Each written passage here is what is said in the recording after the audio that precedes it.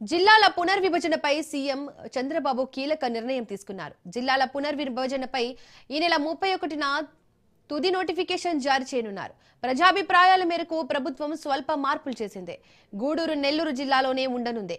అనకాపల్లి జిల్లాలోని నక్కపల్లి డివిజన్ బదులుగా Addaroad junction division ఏర్పాటు చేయాలని నిర్ణయించారు. మార్కాపురం జిల్లాలో దొనకొండ, కురిచేడు మండలాలను చేర్చారు. రంపచోడవరం కేంద్రంగా ఏర్పాటు కానున్న పోలవరం జిల్లాలో ఎటువంటి మార్పు లేదు.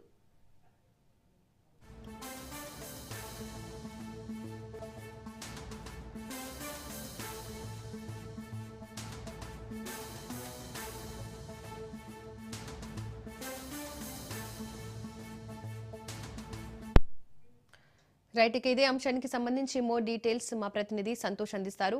సంతోష్, సీఎం చంద్రబాబు నాయుడు జిల్లాల పునర్విభజనపై నిర్ణయం తీసుకున్నారు. దీనికి సంబంధించి డీటెయిల్స్ ఏంటి?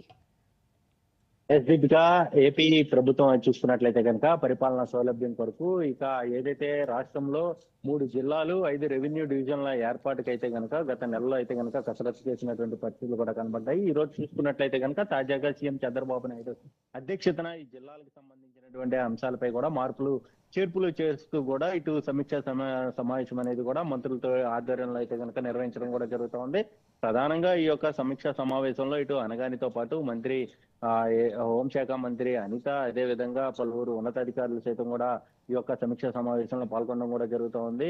ఏదైతే ఇటు గూడూరులో ఉన్నటువంటి 5 మండలాలను సైతం కూడా ఇటు నెల్లూరు జిల్లాలకే అయితే కనుక నెల్లూరు జిల్లాకే పరిమితం చేస్తూ కూడా ఇటు సీఎం చంద్రబాబు నాయుడు సూచనలు ఇవ్వడం కూడా జరుగుతుంది. ఎందుకంటే అక్కడ ఉన్నటువంటి నేతలు ప్రధానంగా గూడూరులో ఉండేటువంటి 5 మండలాలు సైతం కూడా ఇటు నెల్లూరు జిల్లా వైపే ఎక్కువగా మొగ్గు చూపిస్తున్నటువంటి నేపథ్యంలోనే ఇటు నెల్లూరు జిల్లాలో కలపాలన్నటువంటి విజ్ఞప్తులు సైతం కూడా రావడంతో దీనికి సంబంధించి సీఎం చంద్రబాబు నాయుడు సూచనలు ఇవ్వడం కూడా జరుగుతుంది. అయితే గత నెల 27వ తేదీన ఇచ్చినటువంటి నోటిఫికేషన్ నుంచి ఇప్పటి వరకు కూడా ఏవైనా సూచనలు, సలహాలు, అభ్యంతరాలు ఏమైనా ఉంటే కూడా తెలపాలంటూ కూడా ఇచ్చినటువంటి గడువు ఈ రోజుతో ముగిసినటువంటి నేపథ్యంలోనే దాదాపు 927 అభ్యంతరాలు అనేది కూడా రావడం జరిగింది. ఈ యొక్క అభ్యంతరాలను దృష్టిలో పెట్టుకొని ఇటు పాలనా పరంగా కూడా ఏ విధంగా ముందుకెళ్లాలన్న దానిపై అయితే కనుక ఇటు కొన్ని డివిజన్లు అయితే కనుక జిల్లాల్లో కలిపే విధంగా కూడా సూచనలు చేసినట్టు కూడా తెలుస్తోంది.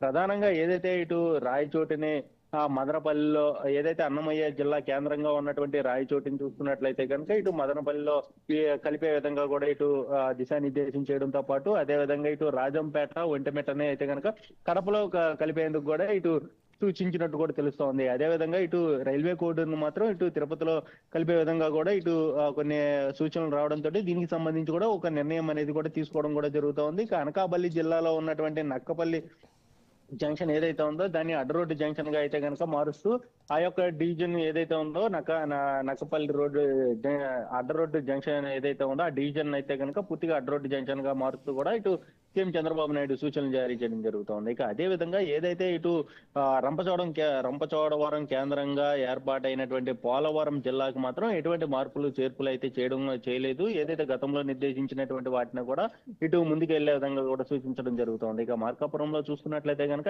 ఏదైతే ఇటు దొనకొండ కావచ్చు, అదే ఇంకా కురిచేడు కావచ్చు, ఈ 2 మాత్రం ఇటు మార్కాపురంలో కలిపేందుకు, అదే విధంగా పొదిలిని మాత్రం ప్రకాశం జిల్లాలో కలిపేందుకు కూడా ఇటు కొన్ని మార్పులు అయితే చేయడం కూడా జరుగుతోంది. అయితే ఇట్లాగా మదనపల్లి కావచ్చు, మార్కాపురము, అదే విధంగా నెల్లూరు, తిరుపతి ఇటువంటి వాటిలో కడపలో కూడా కొన్ని మార్పులు చేర్పులు చేయడంతో పాటు ఆదోనిలో ఏదైతే విస్తీర్ణ పరంగా ఎక్కువగా ఉన్నటువంటి నేపథ్యంలోనే దాన్ని 2 విభాగాలుగా విభజించే విధంగా కూడా ఇటు సూచించాలి అంటూ కూడా సీఎం సూచనలు అయితే కనుక ఈ యొక్క మంత్రివర్గ ఉపసంఘానికి అయితే కనుక ఒక దిశానిర్దేశం అనేది చేయడం కూడా జరుగుతా ఉంది. ఏదైతే పరిపాలనా సౌలభ్యం కొరకు కావచ్చు, అదే విధంగా అక్కడ ఉన్నటువంటి ప్రజల యొక్క వినతలు ఎక్కువగా అదే ఏదైతే ఇటు సూచనలు అనేది కూడా ప్రాధాన్యత ఇవ్వడంతోనే దీనికి సంబంధించి మార్పులు చేర్పులు చేయాలి అంటూ కూడా ఇటు సీఎం చంద్రబాబు నాయుడు దిశానిర్దేశం అనేది చేయడం కూడా జరుగుతూ ఉంది. దీంతో ఇక ఏదైతే రాష్ట్రంలో చూసుకున్నట్లయితే కనుక 29 జిల్లాల్లో అయితే కనుక ఏర్పాటు కానున్నట్టు కూడా తెలుస్తోంది. దీనికి సంబంధించి ఈ నెల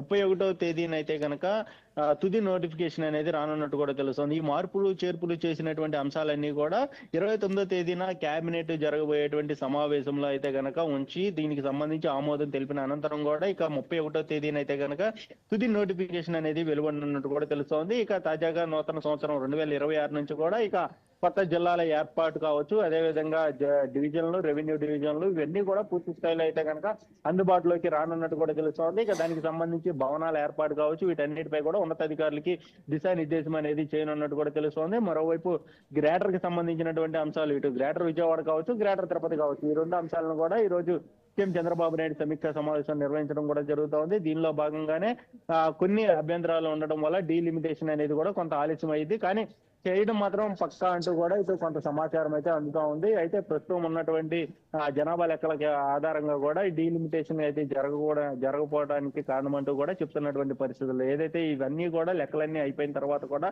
దీనికి సంబంధించినటువంటి డీలిమిటేషన్ ప్రక్రియ అనేది కూడా ప్రారంభమవుతున్నట్టు కూడా ఇటు మంత్రుల నుంచి వస్తున్నటువంటి సమాధానంగా తెలుస్తా ఉంది. దీప్స. Right Santosh, thank you.